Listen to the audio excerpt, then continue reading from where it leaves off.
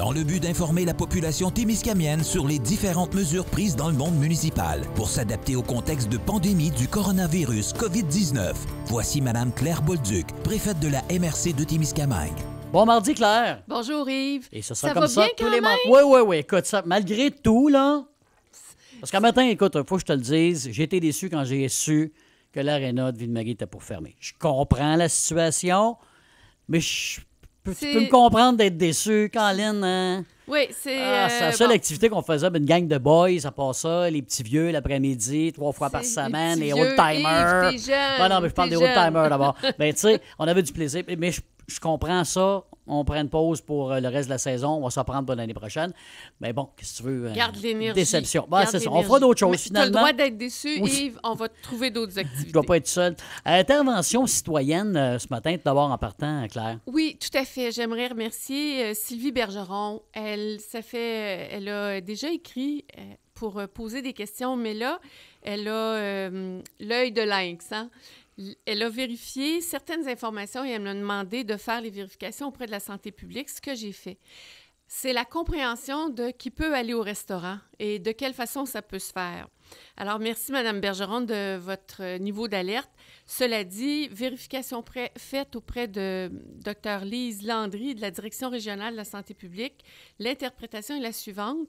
2 adultes provenant de 2 adresses différentes mais de la même région, en zone orange, peuvent aller au restaurant ensemble, chaque adulte pouvant être accompagné de ses enfants.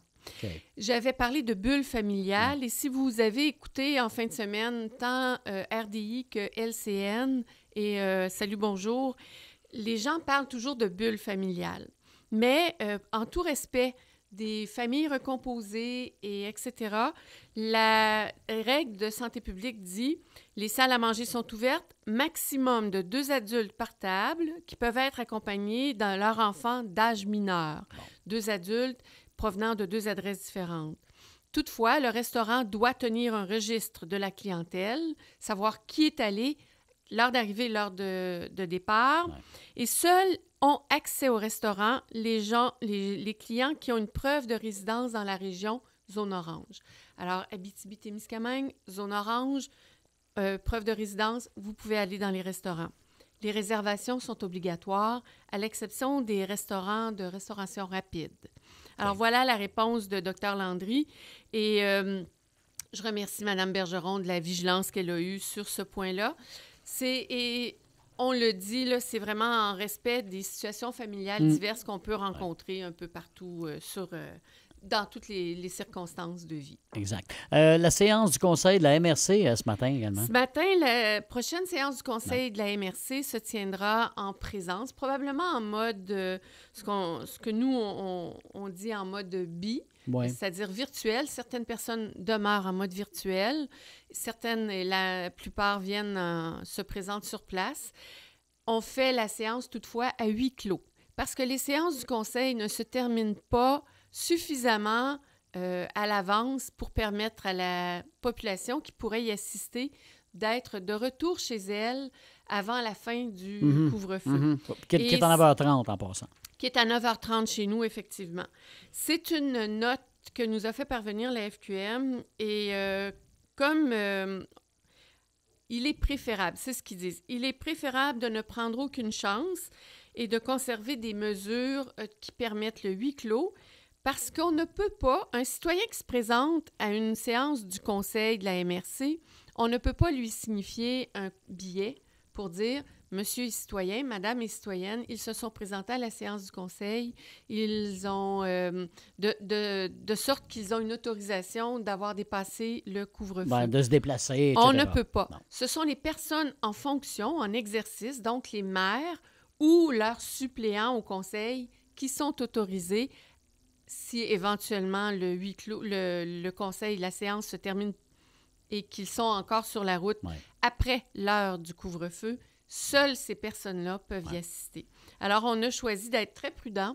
On maintiendra nos séances à huis clos. Toutefois, on sera probablement une majorité en présence et quelques-uns en virtuel. Je rappelle que toutes les séances du conseil sont enregistrées et l'enregistrement est disponible sur le site de la MRC. c'est de 24 à 48 heures après la séance. C'est très rapide. Et toutes les citoyens et citoyennes, toutes les personnes intéressées peuvent nous transmettre leurs questions par courriel, par courrier ou encore par téléphone à la boîte vocale de la MRC pour être en mesure et pour qu'on soit en mesure d'y répondre. On y répond de façon prioritaire lors de la première séance de questions et la réponse par écrit, le retour de la réponse, l'information par écrit est redirigée vers le citoyen ou la citoyenne. Il faut envoyer ça avant quand? Il y a une date? C'est jusqu'à 24 heures avant la séance du conseil, la date limite. Donc, le conseil est le mercredi.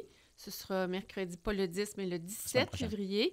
Donc, mardi, 16h30, vous pouvez nous faire parvenir vos questions. Maintenant, programmation pour la semaine de relâche au mois de mars. Il y a quelque chose qui s'en vient? Oui, juste avant, je vais parler de l'organisation du travail à la MRC. Oui, excuse-moi.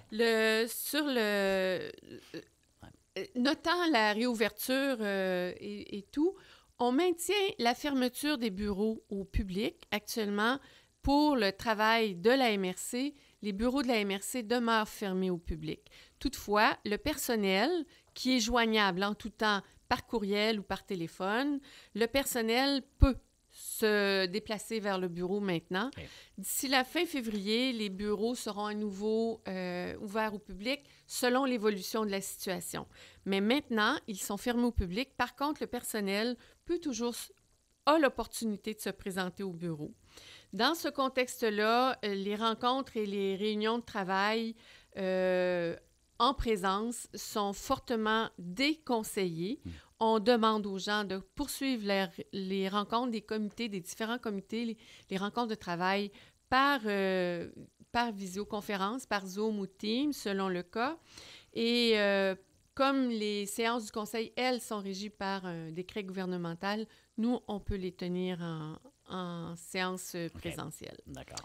Les employés, on nous a signifié, quelques-uns d'entre eux nous ont signifié qu'ils ont hâte de retrouver leur équipe de travail. J'imagine.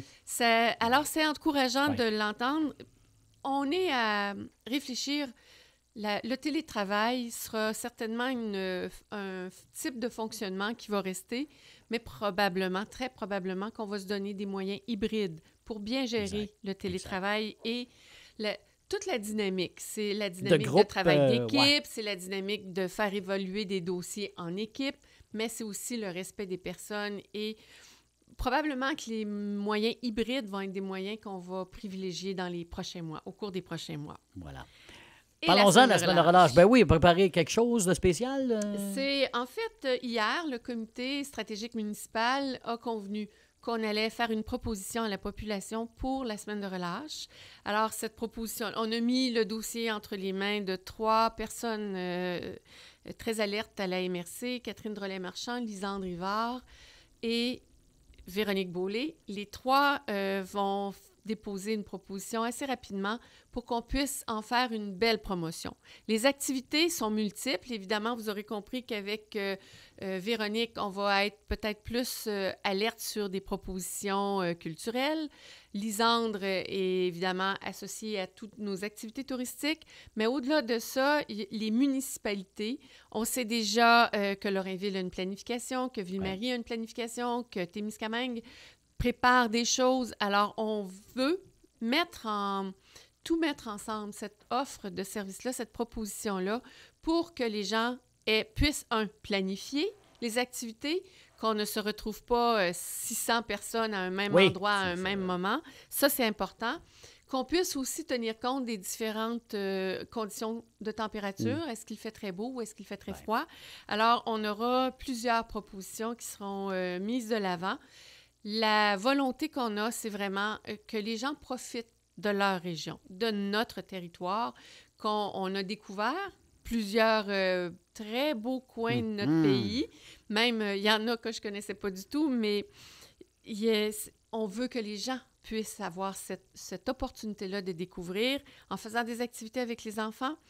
Pour notre équipe à la MRC, la directrice générale a transmis un message en disant « Pour les parents, je vous invite déjà à planifier quelques congés pour prendre du temps avec vos enfants. Tout le monde a besoin d'avoir un peu de temps et de se retrouver dans un contexte où c'est relâche. On n'est pas entre deux, on est en Ouais, relâche. Exactement. Alors voilà, on est dans cette préparation-là et on comprendra que c'est dans 2 semaines. Alors on veut vraiment on veut publiciser d'ici 2 semaines. Donc on a vraiment mis beaucoup d'énergie, on investit beaucoup d'énergie pour faire une proposition intéressante pour la population du Témiscamingue. Merci. Et encore une fois, moi, je remercie les municipalités d'être aussi actives chez nous. Absolument. Là, la prochaine visite, évidemment, c'est mardi de la semaine prochaine, donc c'est une fois par semaine là, à partir Tout de à cette fait. semaine. À partir de cette semaine, étant donné la réouverture et le ralentissement de la propagation de la COVID, on se voit dorénavant tous les mardis pour tout le mois de février. Parfait. Bien, merci beaucoup, Claire. Merci à toi, Yves. À la Bonne prochaine. journée. Bye-bye. Bonne semaine, tout le monde. Le point sur la COVID-19 est une présentation de la MRC de Témiscamingue en collaboration avec CKVM-FM et TV Témis. Merci d'avoir été là. À bientôt.